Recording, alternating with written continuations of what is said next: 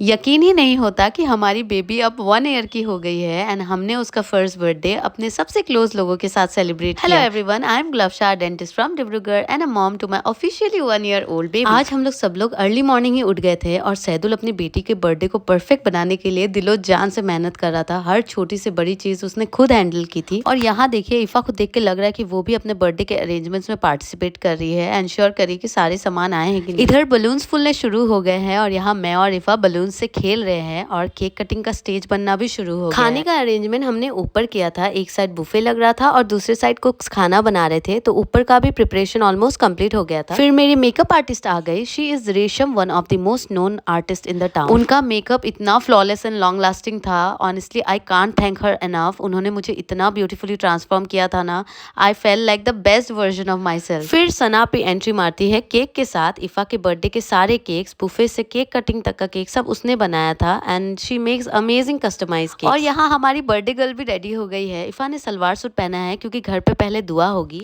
यहाँ डेकोरेशन पूरा कंप्लीट हो गया था एंड ऑनेस्टली पूरा आइडिया सैदुल का था। Theme, colours, everything was his choice and result इतना ब्यूटीफुल था। फिर हमने यहाँ थोड़ा सा फोटोशूट करवाया और मगरिब के बाद घर पे दुआ हुई एंड दुआ के बाद गेस्ट आने शुरू हो गए। ये है मेरी बचपन की फ्रेंड भावना और इसके साथ मैंने थोड़े फेक कैंडल्स लेने की कोशिश की, लेकिन हम लोग पूरी तरह फेल हो गए। यहाँ बुफे वगैरह सब सेट हो चुका है, गेस्ट के खाने के लिए सारे अरेंजमेंट्स रेडी हो गए हैं। यहाँ इफा के बर्थडे गिफ्ट्स मिलने शुरू हो गए। इतना मजा आ रहा था ना गिफ्ट्स लेकर कि क्या ही बता। इफा थोड़ी अनईजी हो गई थी, इतने सारे लोग देखकर शायद घबरा रही थी, इसलिए मुझे छोड़ ही नहीं रही थी। इफा के बर्थडे के एक दिन पहले से इतनी जबरदस्त बारिश हो रही थी ना, एंड मेरा मन थोड़ा डाउन हो गया था कि गेस्ट कैसे आ पाएंगे, but still everyone showed up. इधर अम्मा और मेरी सिस्टर इन लोग गेस्ट को वेलकम कर रहे थे। और फिर सबसे इम्पोर्टेंट मोमेंट का टाइम आ गया, इफा के फर्स्ट बर्थडे की केक कटिंग का। फिर मैंने, सैदुल एंड इफा ने साथ मिलकर केक कट किया एंड वो मोमेंट सच में बहुत स्पेशल था। उसके बाद सारे फैमिली मेंबर्स ने इफा को केक खिलाया। नॉर्मली वो इतना इजीली खाने के लिए मुंह नहीं खोलती, बट केक खाने के लिए उसने सबके हाथ से केक खाया, जैसे उसे भी समझ में आ रहा हो कि आज कुछ स्पेशल है। खाने का पूरा मेन्यू सैदुल ने ही डिसाइड किया था एंड उसने बहुत अच्छा प्लान किया था।